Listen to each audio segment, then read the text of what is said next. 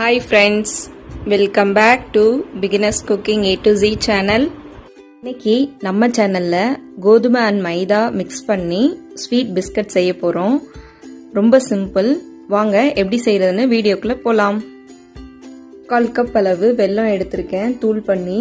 அது கூட 3 ஏலக்காய் ஆட் பண்றேன். மிக்சிங் பவுல்ல 1/2 கப் மைதா 1/2 கப் கோதுமை ஆட் பண்றேன். ஒரு பிஞ்ச் அளவு சால்ட் ஆட் பண்றேன். நம்ம பிளெண்ட் பண்ணி வச்சிருந்த அந்த வெல்லம் and ஏலக்காயோட பவுடர் ஆட் பண்றேன்.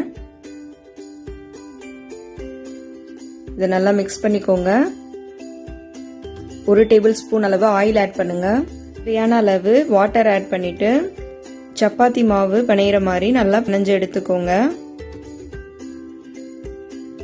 இந்த மாதிரி நான் பிணைஞ்சிட்டேன். இப்போ இதை ஒரு சப்பாத்தி கட்டையில விரிச்சு வச்சுக்குவோம். நல்லா திக்கா விரிச்சு வச்சுக்கோங்க. தின்னா இருந்துச்சுன்னா ரொம்ப மொறுமொறுன்னு இருக்கும். திக்கா இருந்துச்சுன்னா நல்லா சாஃப்டா இருக்கும். நான் குட்டி குட்டி ஸ்கொயர் ஷேப்ல கட் பண்ணி எடுக்க போறேன். உங்களுக்கு என்ன ஷேப் வேணுமோ அது மாதிரி பண்ணுங்க.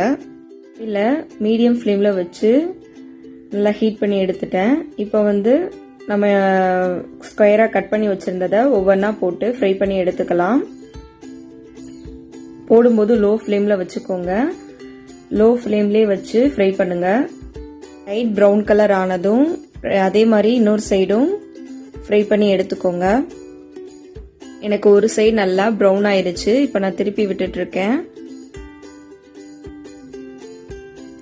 2 சைடும் நல்லா ஃப்ரை ஆயிருச்சு.